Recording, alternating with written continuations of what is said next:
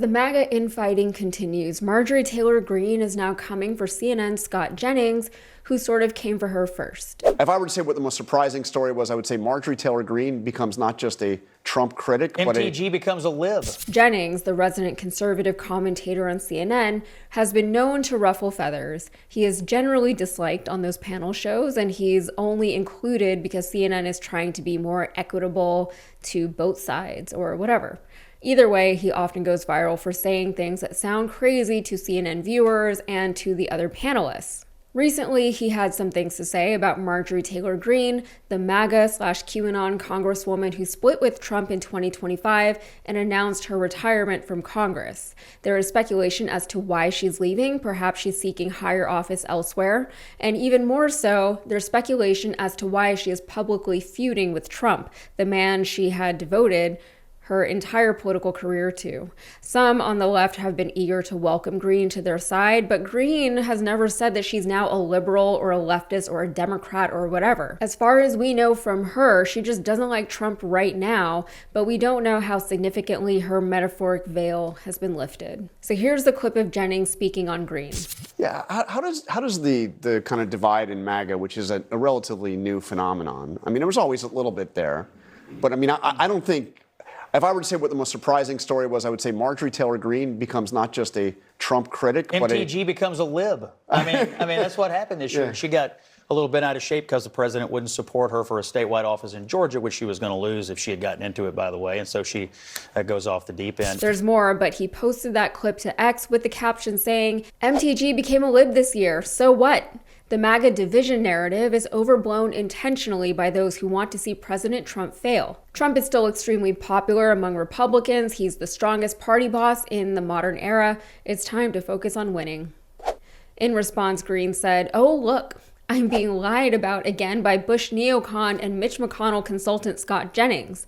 I have a 98% voting record with Trump, so I guess Scott is calling Trump liberal too. Scott Jennings is everything America First voted against. He just fools people with hot takes." And attached to her post was a screenshot from Jennings' Wikipedia page highlighting Jennings' close relationship with the W. Bush administration and Mitch McConnell.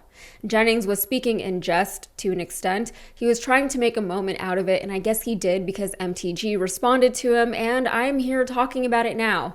But the question he was actually trying to respond to was on the nature of the so-called MAGA infighting. So is the left getting too excited too quickly? We should know by now that it takes way more than everything that we've seen from Trump and his administration to break his lackeys of their allegiance to him.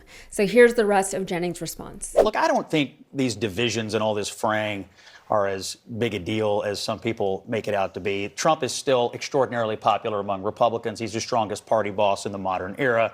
And he can get his allies in Congress to do most anything he wants them to do, which is why I think in the coming year, they really ought to spend some time trying to codify, to Rick's point, his executive orders and some of the other initiatives that he's had, really try to make it stick and really fight it out, because I think a lot of the things he did would actually be pretty popular political debates to have.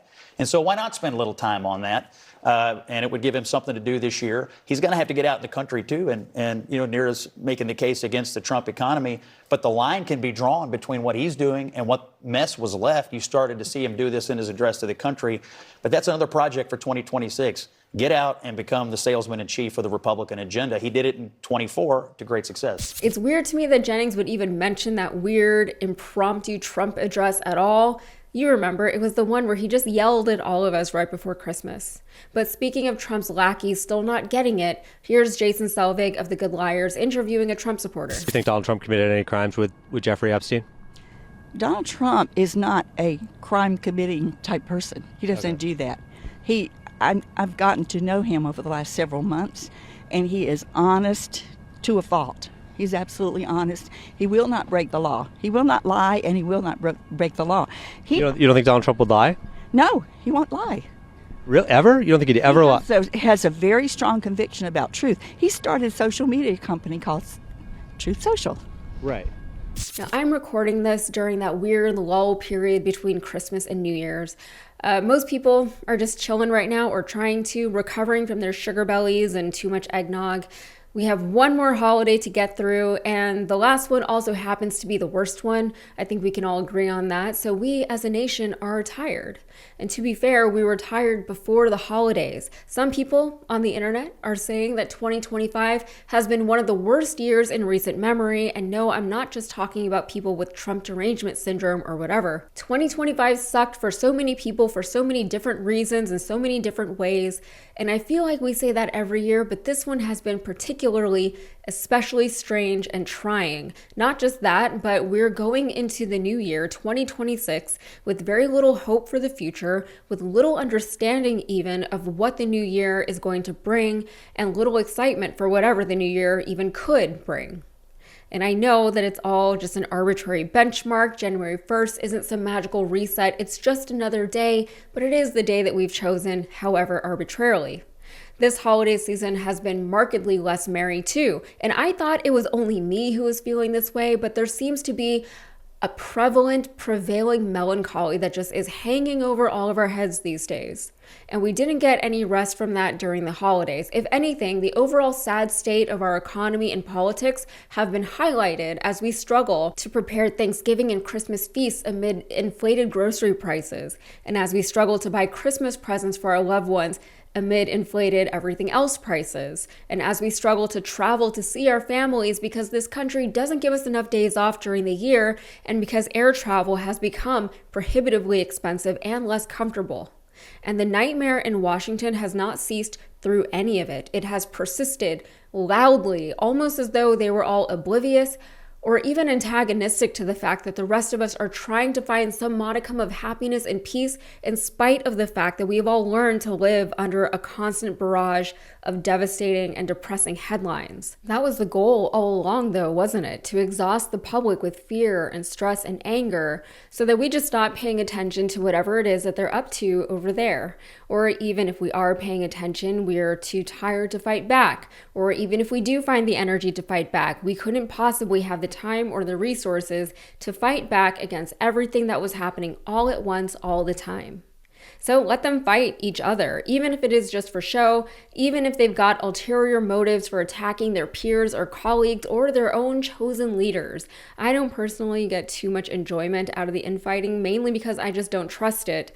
So I'm kind of just watching to see what, if anything, will come from it, for better or for worse.